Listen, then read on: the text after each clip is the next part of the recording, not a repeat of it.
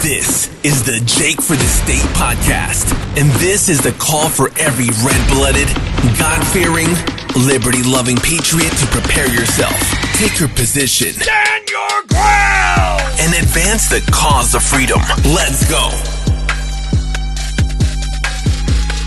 Okay, welcome to the Jake for the State podcast. I'm here with my guest, Gabe Woolley. We're going to be talking about an upcoming documentary he's been working on that focuses on detransitioners here in Oklahoma, and then a multitude of other things that he has his hand in the state of Oklahoma. So stay tuned. Here it is, my conversation with Gabe Woolley. Welcome, Gabe. Hey, thank you for having me, Jake. Another significant issue happening here, around the nation, around the globe, but also here in Oklahoma, is the issue of the transgender movement. Right. And, we've recently passed legislation to protect women's sports by not allowing transgender men to come in and compete as women. Yeah. And, the governor signed an act protecting women here in the state. And so good things have been happening here.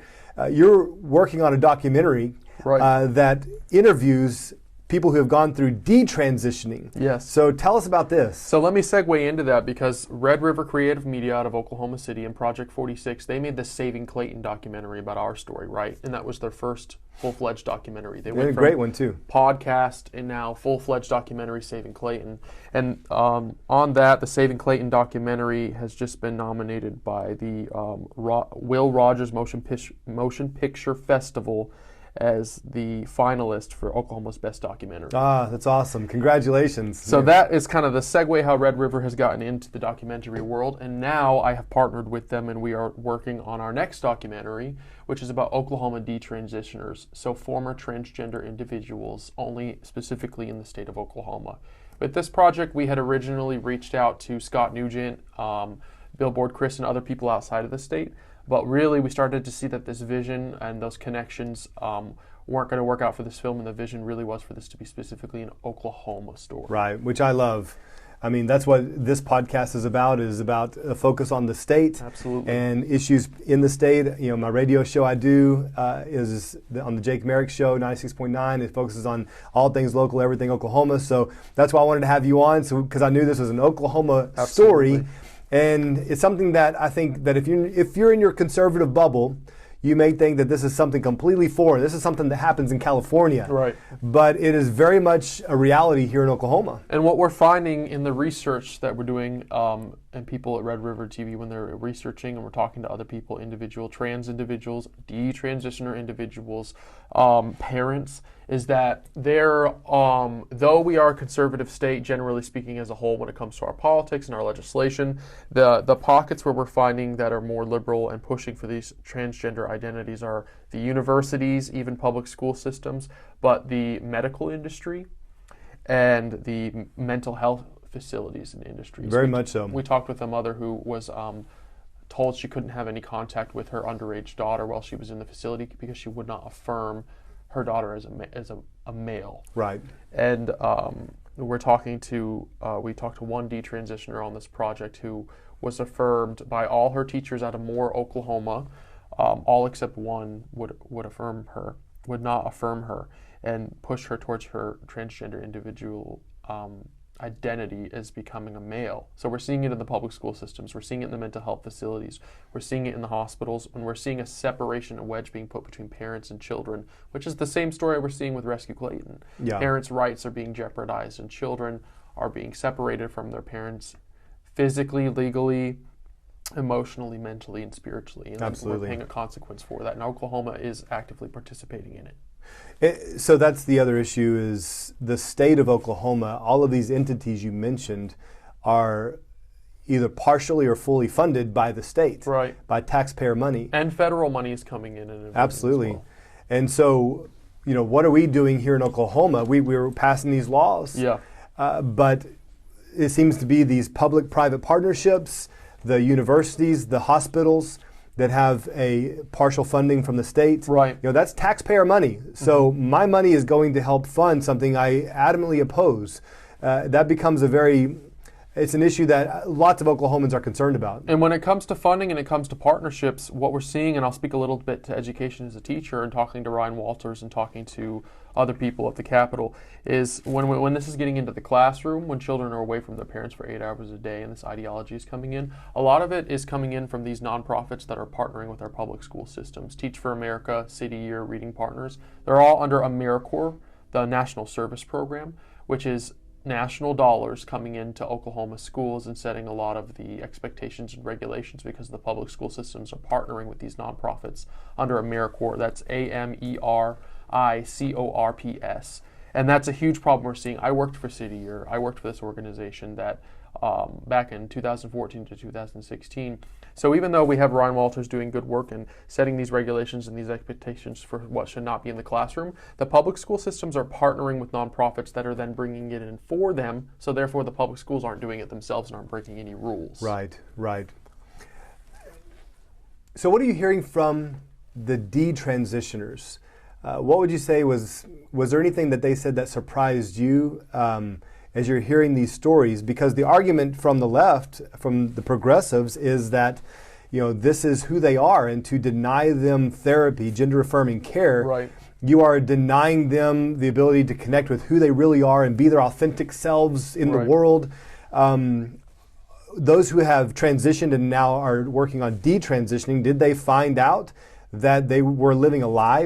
Did you find out that was the consensus there? Well, the biggest product of all of this, and kind of segueing to what I last said about education, is that it's an environment. And so one of our detransitioners was affirmed in her school system by all her teachers, and so that's an example of how the environment fostered that identity. There you go. So it's going to be the same, where you're going to need to change your identity. You're going to need to, in order to do that, you're going to need to change your system to foster you toward your true identity of your biological sex. So these transitioners, when they detransitioned out of their transgender identity, they had to cling to some sort of system, some sort of group, and some sort of environment that was going to help deliver them out of it and keep them out of it, because it's an ongoing battle. When you talk about sexual identity, when you talk about physical identity and different aspects of gender and sex, the mind is always going to be leaning towards what brings you the most comfort. If something makes you uncomfortable because I can't seem to grasp it and understand it myself, well, I'm going to lean towards what's more comfortable, and we lean into what brings us more pleasure,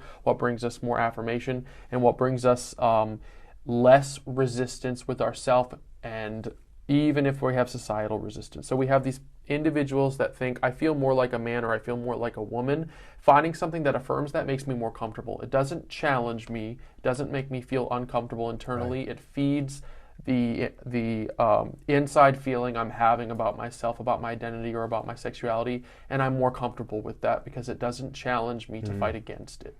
And so we have to find a fostered environment. And when we talk about these detransitioners, the only way that they have really, we're seeing a pattern, is they have found a sense of community that has embraced their true biological sex and identity, that has shown them the truth. Many of them, all of them, are people of faith and found that system. And it's not conversion therapy, like the argument we like to see about churches going to counseling and advocating in counseling for LGBTQ stuff. The church, they came to this opportunity with the church, and the church rallied around them and fostered back their true identity. Yeah. There was no one poking at them and that we know of that was saying, you're a sinner for this. Like, no church organization, no group of Christians, families, and stuff like that, as a unit or as an organization, was pushing that onto them. They ended up, there were negative aspects with some people in the church, but that's talking about the individual person, not the body of Christ itself that has made that mistake. But we're talking about how they found a system, just like they found the system that pushed them into transgenderism, they found the system and the fostering and the environment that put them back towards their true identity and keeps them on the path. Now many of them are married in heterosexual relationships. Wow. So now they have the family unit, the first most important form of government, the family unit, is now their support system around them. Then they surround themselves with the church that supports their family, and hopefully Oklahoma government, which will come rally around the church and the family unit to continue fostering towards truth. I love the way you just clearly explained, where that government starts with the individual, then with the family, the community.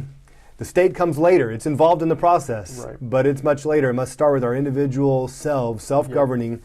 These people, obviously they had this individual personal crisis, Yeah. both in the beginning and later. Yeah. But hitting that wall of reality that says, actually, I am a man or I am a woman. Right. And then I love to see that the community followed that revelation to surround them and support them in their beliefs. Right. And it's important to note that there is a community for both. There is a community for those who want to live in delusion and in the false reality that they can be whoever they want to be, Right. or whatever sex they want to be. But then there's the community that wants to surround them and support them in living in the truth and the light. And as humans, we are a product of our environment, and our environment can foster us, and it goes externally and becomes an internal process, or it can be something that reaffirms or fights against our internal process. So it's important to surround yourself with the right community and know you will become a product of that. Something we all need to remember. Right. That Bible says bad company corrupts good character. Right. And so when you surround yourself with people with bad character, you will become a person of bad character. And so, but this is a very interesting time we're in as a nation, as a culture. This is a cultural thing. And then, as many people say, that politics is downstream from culture. Mm-hmm. And so you start to see policy shifting to accommodate a cultural shift. Yeah. And that's a very interesting thing. It's one thing for it to be a cultural phenomenon, but when you see laws being made to support this and actually demand you adhere to this or you'll be penalized, suddenly it's a moral issue that you are legislating morality, requiring people to conform to a moral code that they don't agree to. And when we talk about legislation and the legal aspect, the government is supposed to be in response to the people. It's supposed to be a representation of the people. I am not convinced that the majority of America or the majority of Oklahomans want to be passing these transgender laws or these LGBTQ laws that push people in towards questioning their identity, mutilating their bodies, leaving their families. I am not convinced that that is an accurate reflection of the voice of the majority of people. We have a minority attempting to run the nation, which we have seen oftentimes with other organizations, Black Lives Matter and stuff like that. A minority issue has a louder voice through the media, and we start to think, oh, this is what America wants. When in reality, it is painting a false picture. The reality is the majority of Americans, and especially Oklahomans, still stand on many on biblical principles as a majority Christian nation, but many on, aside from religion, family values, which legislation does not reflect when it comes to this transgender ideology. And the market tells the story too. I mean, if you have any questions, look at Bud Light, look at Target, and as soon as they pushed this, they had a free fall in the market. And people just would refuse to even touch a Bud Light because it might connect them to something they did not want to be connected to. Association, and again, those are great examples how this Bud Light incident and things happening in the NFL and stuff like that. As soon as they try something like that, pushing on this ideology as a brand, as if the majority of customers really want that, we saw it collapse very quickly, and that collapse was a response of, this is what the majority of Americans actually don't want this. They're again trying to elevate the smaller voice, the minority of essentially the perversion of it, and pretend that that's the majority because it's on all the screens. But the truth comes out eventually, and the people speak up, and we see Bud Light collapsing with their arguments, and we see the media and Netflix and Hulu and all the stuff. We see alternatives rising up like the Daily Wire and like Red River Creative Media as a response to the people. Actually, we really don't want this as American people, as a majority of Americans. This legislation and these movements in the media don't reflect our values. No, and you see the collapse on one side, and then on the other side, you see the rise of people like Oliver Anthony, who had never been on a chart before and suddenly became number one on the Billboard Top 100. Absolutely, surpassing all of the well-known artists. It's a cultural response. Absolutely, and people, they heard the message, it resonated with them, that, hey, we don't like big government and rich men north of Richmond dictating our lives. So people rallied around that, and you just saw the vast majority of Americans, yes, that's my message. The power is still with the people, and we forget that until we come to these situations where we are pushed too far, and then the mama bears and the papa bears start to show up at the school board meetings, or we start to turn off turn off Netflix and start to find alternatives like the Daily Wire. Like the cultural response to it and the reality of it still reflects our values at the heart of things. We do need to keep fighting to maintain it, though, because if it goes on ignored, the smaller voice will become the larger voice. No, that's good.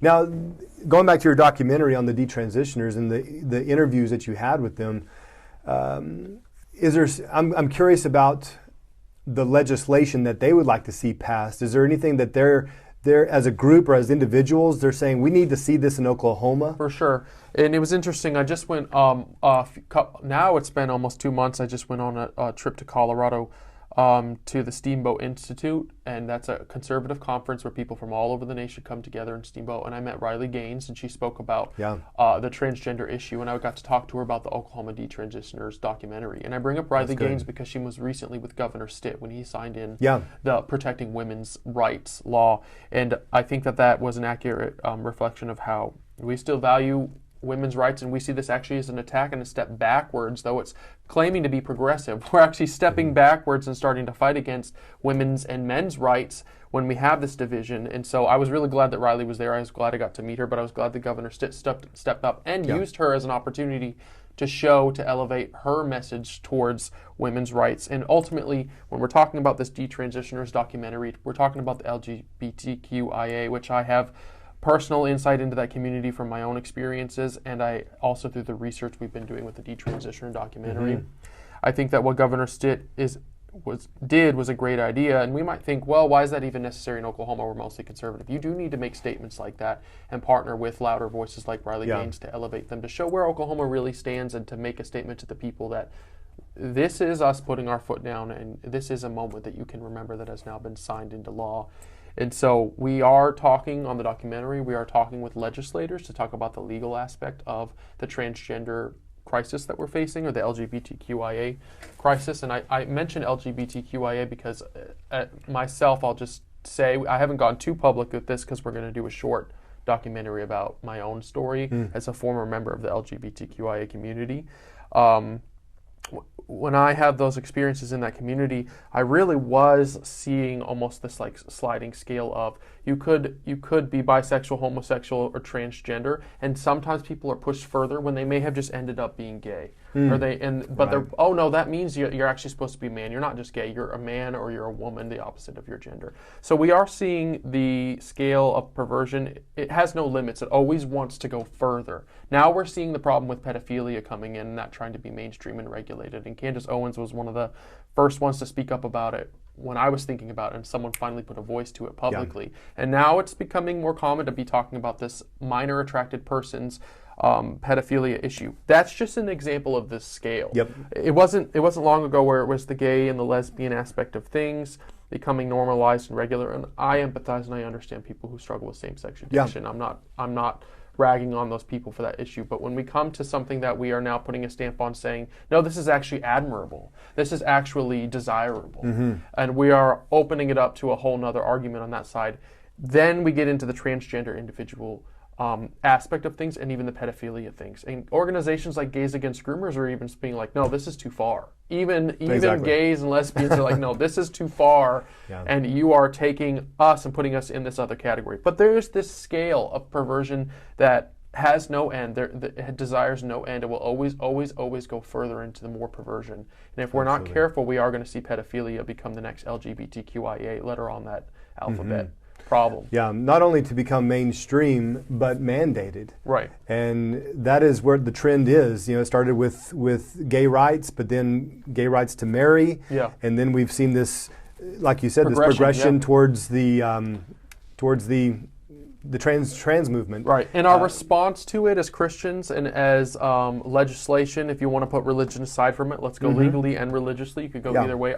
We need to be careful about our response to it, because we aren't trying to excommunicate these people. We aren't trying to tell them that they don't have a voice. They are valuable as a human being just as much as you and I are. And we want to protect their liberty and freedom to live their own lives. So we need to be hearing their stories and letting them know that whether we agree what you're saying or not, like, we hear what you are trying to say, and so here's our response to it. And there needs to really be this back and forth of empathy and understanding each other. But there is a difference between hearing someone, working with them and talking with them and treating them valuable as a person, And the difference between that and fostering a false identity and fostering a lie or a mental illness into saying, no, this is actually desirable, or this is actually truth, and pushing them towards that state of their identity becoming a lie.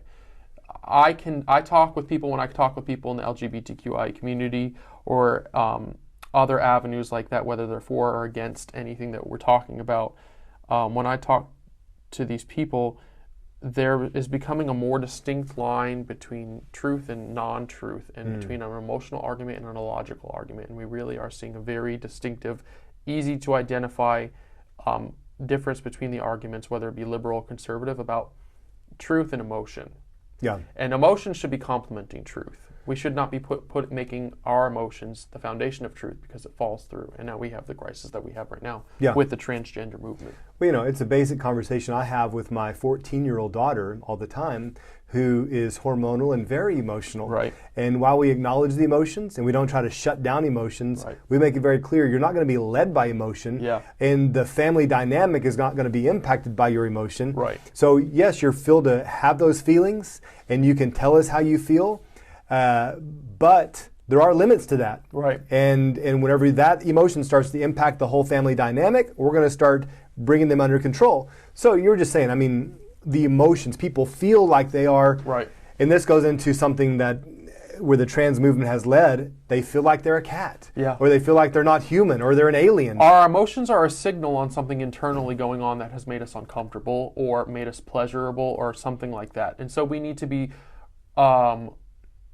looking at that sign and saying, okay, where is this coming from, and what's the root of it, and what needs to be adapted in me to decipher, is this emotion a signal towards truth or just a signal towards something I'm currently feeling right now that will go away? We need to be able to decipher the difference, find the root cause of it, and ultimately you can see our regulation of emotions. And we talk about regulating emotions with students and with children all the time in the education system. Right. But when we regulate and we can better understand, why am I thinking this, rather than responding from it, well, I just wanted it at that time. Figuring out the why we're having this emotion, where is it coming from, and tracing it back, rather than responding from their emotion as truth itself. And so we're really in a world and in a place right now where it is total logic versus emotion, because we have made emotions every part of our argument. Absolutely. And now society is collapsing because of it. Truly. I love the whole conversation that we're forced to have, because it ultimately is a conversation about truth and morality. Is there objective truth? And so really it's the conversation I want to have all the time with people that I believe ultimately leads to our immutable, unchanging God. And I think ultimately that is the path we will all arrive at, those who seek truth truly. So I would encourage people not to avoid these conversations, but to embrace them, especially if you are a believer and this is a great opportunity for conservatives. If you just want to talk conservative politics, or if you are a conservative Christian, it's a great opportunity, because we're talking about something that proves itself. God and science don't disagree. They're in harmony. God created science. And so when we're looking at the genome and we're looking at XXXY, it's very clear what defines a man and a woman. And then you just see how that parallels with Scripture, and they don't contradict. They're in complete unity. So I believe it's a great opportunity. It is a great opportunity. It's all about how you approach it and how you take it. Unfortunately, in society, we've come to a place where somehow questions are offensive. When questions should be actually questions that are looking for a response or trying to prompt a discussion. When I'm on social media, I get people that can be offended by the questions that I post a lot about some controversial topic. One recently I posted about what's going on in Israel. And I realize, and I'm a teacher, so questions are like everything to us. And I realize that people being offended by the question, we have forgotten what questions are for. Because rather than, even if you feel like I have an underlying agenda, or someone has an underlying agenda is making a statement with the question, if you still respond to it as a question, say, well, why are you asking this? Or here's the simple answer to my question, now let's talk about it. It's different than a definitive statement, but we've lost the art of communicating in debate. Absolutely. And even in the political realm, which is so badly needed, this idea of debate.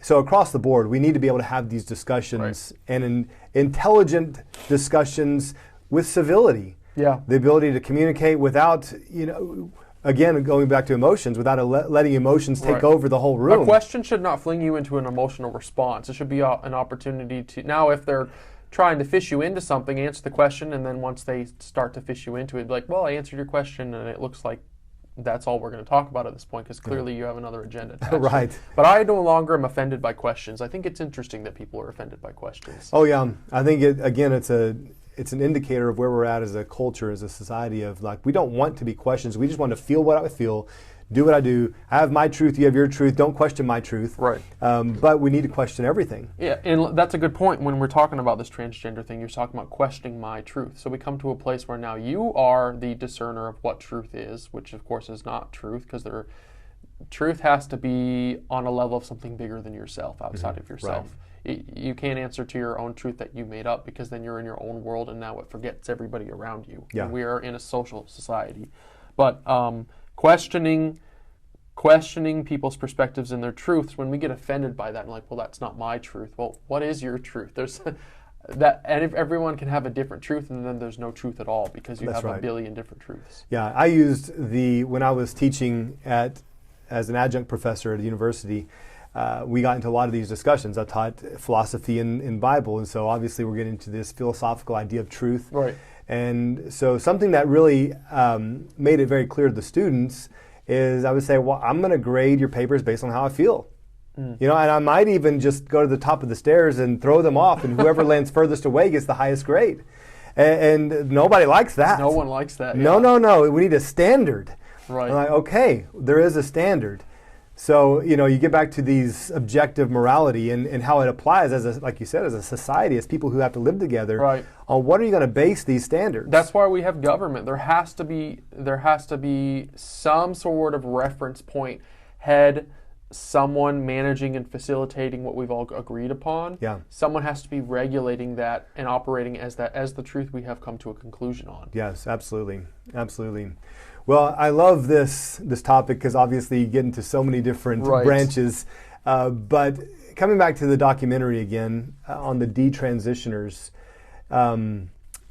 those who have walked this path of confusion, and now they hit this moment, this crisis moment in their life, and it's a personal revelation that, hey, I'm not who I was saying I was. I started out as a boy, transitioned into being a woman, found out I can't change my sex. Right. And so I'm going to live now in the reality of who I am. But some of these are going to have long-term repercussions based on the previous actions. Right. And so I think it's important to talk about that. And then also, as we're talking about children, that parents, hospitals, school systems are helping them transition. Is this not absolute child abuse? I mean, on a literal sense, yes, it is. The problem is, because of the data and because of things being so new, as far as, I'm not saying transgenderism is new, but how common it is today is very new. How regulated and how mainstream it is today, that is new. Yeah, right. And so when we're talking about the damage that comes from it, when we've done this research with people here in Oklahoma and heard their testimonies, there are individuals we've interviewed that will no longer be able to have children. Yeah. They have ruined their reproduction, had body parts removed. Their voice is forever changed. Women are now having to shave regularly even after they've come off testosterone. Yeah. Some of them have found testosterone through the streets, no medical doctor, and they overdosed and injected themselves with it.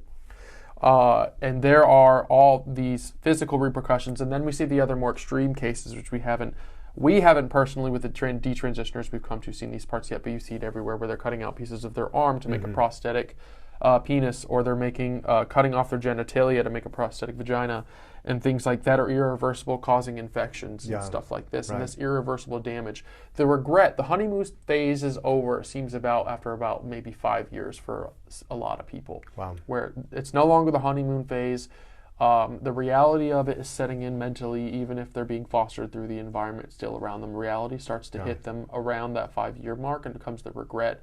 And eventually, for a lot of the women and stuff, maternal instincts kick in, and their body can no longer respond to it. And so they pay the forever consequence of this irreversible damage that comes from anything as simple as the hormone injections to something as extreme as mutilating the body parts. Yeah. you hearing anything from them about, what was I going to say? But it just breaks my heart as I think about this. I mean, it distracts me, the emotion I'm feeling, thinking about this the long-term side effects of women who no longer be able to have children. And it's in their heart to have children, and is because of this confusion that was fostered and supported. Yeah. What I was going to ask is, talking about what fosters it and fuels it, is pornography. In these conversations with people, was that ever brought up, and was it ever a common theme? Well, I can say about in the LGBTQIA community, it certainly is an aspect of it. I'll talk from my own experience in that community and stuff like that. Pornography is something that continues to foster a larger extreme of perversion. Yeah. The scale that I had talked about of perversion, that you will always find a more perverse version of the pornography that you're watching. Yeah. And it does have, it's very obvious to people now, and it does have a significant impact on the brain and that dopamine. Whenever you've watched some certain type of pornography that no longer reaches the dopamine level you use, oftentimes you will come across, and the ads are always up, so it's always there whether you're searching or not, a more extreme version of pornography. And then comes to especially with men, but we're seeing it with men and women too, comes to how it changes your mind, and then comes the external response to that, where now you're wanting your sexual partner to respond as the way the porn star would be responding. Yeah. Otherwise, it's not going to do anything for you. And so we are seeing transgender porn fluctuating.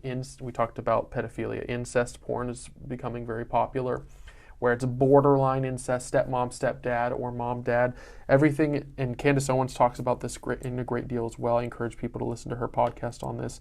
But the sexual perversion aspect in the porn industry is certainly festering and feeding into this. But that should be no surprise to us, because it has always been the more perverse versions will come out. And as the dopamine works for the brain and works for humans, it wears out eventually, and you need the next thing that is more taboo, that your body or your spirit or your mind is telling you, this is like not natural. We actually begin to crave that unnatural aspect of it. And so we come into transgender porn and LGBTQIA, different types of perversion, and these aspects of it that are being celebrated. Mm-hmm. And at such a young age, they're being exposed to it at a younger and younger age. The internet, social media plays a huge role. We have found pornography on my former students' Chromebooks provided to them by the school. Sure, yeah. TikTok, Twitter, even with it being taken over by Elon Musk and being X now, there is full-blown hardcore porn on Twitter. Yeah. It is not. And you don't have to search for it. I mean, it pops up in my feed. Right, absolutely. absolutely. I mean, it's like you're just scrolling, and all of a sudden, I mean, you do. I'm thinking about the 12-year-old. Right. And all of a sudden they see that. That's why it's so important for us to help regulate our kids' social media. I became addicted to pornography probably about 9 or 10 years old. And different aspects that fostered into. It also brings a veil of secrecy over you and separates you from your family mentally and spiritually. The shame and guilt associated with it. Absolutely. The isolation. And absolutely my poor sexual behaviors later in life from that definitely stemmed from the addiction to pornography. Yeah, absolutely. But now what we're seeing, the problem is so you do have that internal conflict and that secrecy, maybe of pornography, but now it is being celebrated publicly. And the community, there's community rallying around saying this is normal, there should be no shame associated with this. Yeah. And we see these movements that maybe started as a good idea or sounded good as the label, but they were taken way too far. Different types of the sexual revolution, and that there should be no shame associated with sex. And I agree, there should be no shame associated with sex when it was the way it was designed to be. Yeah, exactly. But it's always taken. Perversion always makes its best counterfeit of truth. That's good. That's good. And as Christians, we believe that's what the Bible teaches, is that Satan is the ultimate counterfeit. And you see that example throughout the Bible. But once you see that and understand that, then you see it all throughout our culture. Right. And I think I talked to Yaku Boyens, who is a strong activist against child trafficking and sex trafficking. Right. And he said, talked about how the U.S. is the number one consumer of child trafficking and sex trafficking. And the reason for that is we're the number one consumer of pornography. Right. And so, and it's so normalized. I'm glad you mentioned that, because I remember when I I don't know, it hit me and it stayed with me when I first saw Chandler on Friends talk about porn casually. Right. And it was the first time I'd seen it on television. Sparks your curiosity. Yeah, and he mentioned it so casually, like, oh, it's just porn. And then it's just talked about like, oh, that's all it is. Right. And it becomes like, why are my mom and dad so against this then? Right. The culture is supporting this. And so anyway, I've seen this from a young age as well, the normalization of it. And I think we have big problems now with kids getting cell phones and tablets at a young age, have the opportunity to see it, even if they're not searching for it. Right. You know, we guard against looking on Amazon. Yeah. You know, we're searching YouTube, and we're very cautious because anything can pop up and it becomes It just an image that's social burned in media there. is the way this is infiltrated. One of our detransitioners, or one of our consultants that we've talked to just regarding this documentary, and Janice Danforth of Moms for Liberty has also talked with this individual and other people and done good work researching these topics. Is her daughter around the age of 10 or 11 wanted TikTok. And so then found the transgender community through TikTok, and then found chat rooms and was beginning to talk with people through Snapchat. Yeah. All stemming from the groups found on TikTok, and this whole world completely separated from their parents on social media. Yeah, exactly. And we saw it, speaking of Bud Light before, with Dylan Mulvaney and some of his videos, and there was another one out there but they were speaking to the camera with such compassion to those young kids who were confused. They were appealing to young kids as grown men pretending to be women, speaking to young kids to draw them in, and it's such a trap. Right. But it can be even more subtle than that. And I think the extreme response to this that maybe Christians go to and stuff that can also be damaging is the sheltering response. Like, oh, well, we just don't have... Like, we're going to just shelter you from the realities of the world. Yeah. I think the better response we can be doing is creating a healthy alternative, creating a better version of TikTok, creating good quality movies with good acting that are entertaining but hold family values, or simply don't have the perversion in them. Like the Daily Wire is doing, like creative. Rather than sheltering our children from it, we need to be creating a better alternative for them, then keeping away and sheltering them from the perverse opportunity. But we're not sheltering them from technology. We're not sheltering them from movies. We have the better version here. Absolutely. If you completely shelter them and the world's talking about it, it sparks curiosity, and they're always going to go reach for the thing that they're not supposed to have. But if we have a healthy alternative, there's nothing they need to reach for. It's right there. No, it's good. As a school teacher, you mentioned that you deal with the issue of finding porn on Chromebooks and stuff like that. But have you seen in your classroom or in your school a rise of kids that are identifying as trans? I'll start kind of on that scale that I always talk about.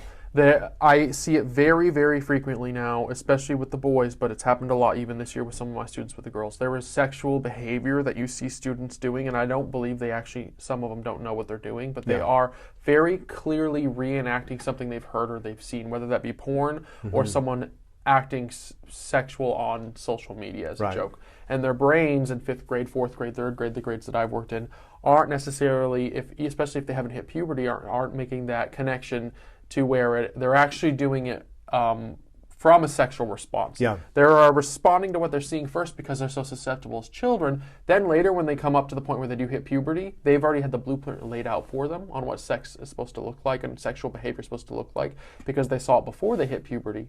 Then their puberty will line up and respond to the perverse version they have found and been reenacting. And when the puberty hits the blueprint that's already been laid out for them and displayed on social media and movies, and with that is where we are completely lost when it's go time, when you hit puberty and then nature does take its course. It has taken the perverse version of it, and nature runs and becomes the counterfeit of what it was meant to be.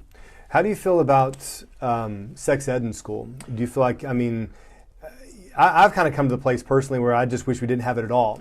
Sexual education is an interesting thing because what we're seeing is we're seeing something that is a response and really is packaged nicely, and we're like, oh, this is a great argument. Like, yes, we should be more educated on sex to prevent STDs or unwanted pregnancy. That sounds like a good argument. Or Planned Parenthood. Of course, I'd love to plan my parenthood. It always has a really nice name to it. That, like, how could you oppose something that sounds like something we need or something we want? It's always packaged very nicely. But sex education, the statistics really show that students were having less sex before sex education.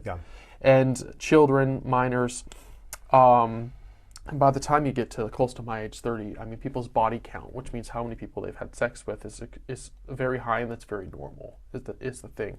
And so sex education, what it has done, it has first taken control and that conversation away from the parents, which is the first problem. Yeah. And there needs to be, Elena Ashley, the Tulsa Public School board member I work with, talks about this a lot. When it comes to sex education, there are certain agendas that are really something parents should be teaching. There should not be an opt-out option. There should be an opt-in option. Absolutely. Hey, we are having this seminar, we're having this course on sex education, on reproductive aspects, on safe sex, whatever it is, whatever age group.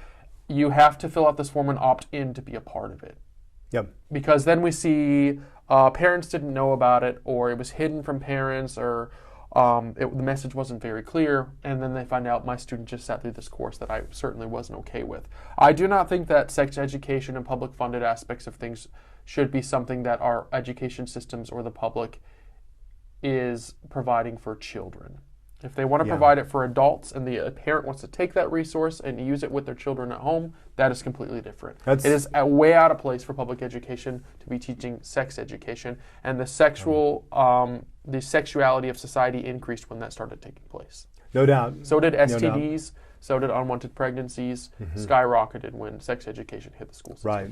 Well, I think you said it right on, that should be the proper order, is let's educate the parents on how then to have that conversation with their children. I'm totally for the if the public funded systems, the health systems in Oklahoma, or even certain aspects of the education systems want to package some sort of curriculum or something and offer it to parents, and then the parent is the filter and they choose to do that or not. I don't have any problem with that, but the parents should always be the first realm of authority that the education system has to pass to deliver something to their child.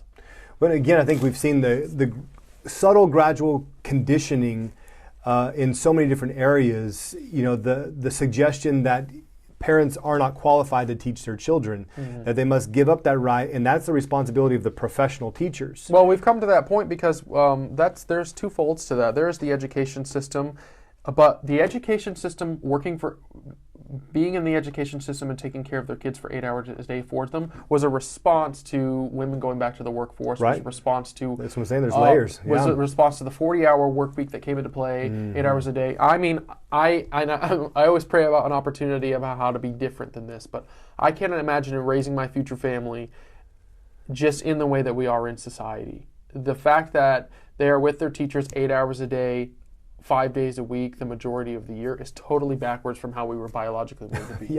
I don't agree with it. I don't know if I'm going to homeschool. I might homeschool and do a co-op because we need the socialization. I don't have anything wrong with that, but it is way backwards in our society, and it stems back a long time to where it's become so regular. I really think there's just going to need to be a group of people that hit a reset on this and come together. Yeah, absolutely. I think there is a growing trend in that direction. Well, we've seen the Amish community do a lot of good things that against mainstream. I feel like we need to find like a not so extreme as that, but not so extreme as where we are, and find this middle point to where parents and the communities coming together and making a co-op and educating themselves. And we are trading our skills to help each other as families and just slowly becoming less reliant on government. 100%. I mean, we can still drive cars and have electricity. Right, absolutely. Let's learn how to garden. But self-sustainability really should be the priority. If self-sustainability becomes the priority as a mainstream in society, government inevitably will become smaller, which is not what it wants to do.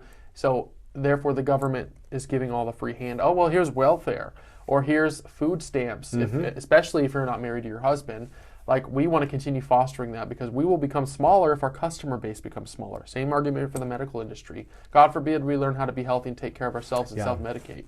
Yeah, exactly. Well, man, so rich, this conversation.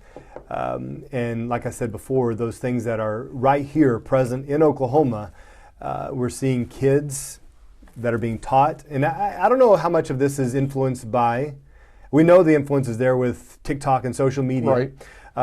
We have the influx of people coming in from out of state, so from more the liberal progressive states. That's a huge thing with the nonprofits that I mentioned, coming into Oklahoma from national organizations, Teach for America, City Year, Reading Partners, they bring in people from all over the state and recruit from the universities. That's another way. All of the nation. Yeah, that's another way the federal government has their hands in Oklahoma. Yeah. So something Especially to be aware in Tulsa of. public schools where they have all three of those nonprofits. Say those nonprofits one more time. City Year, CITYYEAR, Teach for America, and Reading Partners. They're under AmeriCorps, the National Service Program, fostered and funded by Hillary, Bill Clinton, Barack Obama. But it is the federal government in our schools in Tulsa, Oklahoma, in our schools in Oklahoma City, in our schools. It is the federal government, boots on the ground, recruiting in our schools, in our state. And you're seeing it firsthand as a teacher in the school And I've system. worked I have worked with or for, in some capacity, all three of them at some point. There you go, speaking from experience. Yeah, absolutely. When can we expect the release of this documentary? Do you have a target release date? We have talked about, I thought we had talked about some aspect of maybe around January, but that can always shift. We saw that with Saving Clayton, the Saving Clayton documentary. It kept changing because we kept finding some way to do this better, some version or this other project. But we do not have a definitive date right now at this time, but it certainly will be the beginning of 2024 as we're coming up to the new year already. It's going to be at the early months of 2024. We have finished 90% of the filming at this point. Awesome. And so, yeah, it's a great project. I'm excited for it. The testimonies are amazing. This is something that everyone can be listening to, whether you're religious or not. This is simply a social contagion, a social issue, something that should affect everybody. It affects your neighbors, it affects you, it affects society, it affects the media that we're watching and consuming. So I highly encourage everyone with Red River Creative Media out of Oklahoma City, go to rescueclayton.com. There's a tab that says Red River. Click on that. Check them out, see what they're all about, and be ready for when this documentary about detransitioners comes out. That's so good. Well, I'm looking forward to it. I'm glad we were able to have this conversation to brief the people of Oklahoma about what's happening in the state, solutions to it, and really this is a documentary about hope, that there is hope for those that have gone through this transition period, that there is hope on the other side of that. And it's a story of the reality of things. This is not sugar-coated in any way. If this is the truth that needs to be told and this is the true, authentic story of the detransitioner, then we're showing it and it will be in the film, and that's the story that they're telling. We're not filtering things here because when you filter truth, it's no longer truth anyways. And all this that we're talking about, this response, it's all tied together. Education, every aspect of identity, government, the family unit, all of that tied together, that kind of has stirred in me what we've talked about, creating a better alternative for people. And now we're getting it. Now we've had other opportunities where Senator Dana Prieto and school board member Elena Ashley have asked me to head up and found ACTS, the Association of Christian Teachers here in Oklahoma. Yeah, wonderful. Different responses where we're creating better, some sort of alternative where there's some sort of platform for parents to be able to point to with a sense of hope. Love it. Well, hope, when we lose hope, what are we left with? We must have hope. My daughter actually just got a horse for her birthday, and she named it Hope because she had been believing for a horse so long that she said, hey, I was hoping for this, and it came to pass. I have it right here in front of me. So she named it Hope. Hope is active, not passive. Hope That's means good. You're taking action and actually doing something about what you're hoping for. Right. It's not a wish and a prayer. It's not a wish. Yeah. So good. Well, Gabe, so appreciate your time here. Any final thoughts before we wrap this up? The last thing I want people to know is the last thing that I mentioned, working on ACTS Oklahoma, the Association of Christian Teachers. Our Facebook page is up. Search the Association of Christian Teachers Oklahoma. Follow that Facebook page. We're in the networking process where we're trying to find, this is open to all Christian teachers, private school, public school, charter school. This is a network. We're going to start in Tulsa County. Anyone is welcome to come to the meetings, citizens, anyone from throughout the whole state. But Dana Prieto and Elena Ashley came to me with this opportunity, talking about how we need a better opportunity here. Originally, Deborah Gist had tried to scare them away from the idea, and so it was put on pause for a little bit. But now we think it's the right time and the right place for this. So go check out the Association of Christian Teachers on Facebook, Instagram, Twitter. See what we're doing there. And check out rescueclayton.com. That'll also link you to Red River TV, Red River Creative Media. For all these projects that we're working on here, you can find a way through that with rescueclayton.com and ACTS Oklahoma. Man, it's good. Well, I'll be sure to post the link on my Facebook page and all the Jake for the State social media sites. I appreciate you guys tuning in. Right here, I want to cover the things impacting you in the state of Oklahoma. And so I appreciate you listening to the Jake for the State podcast. We'll see you next time.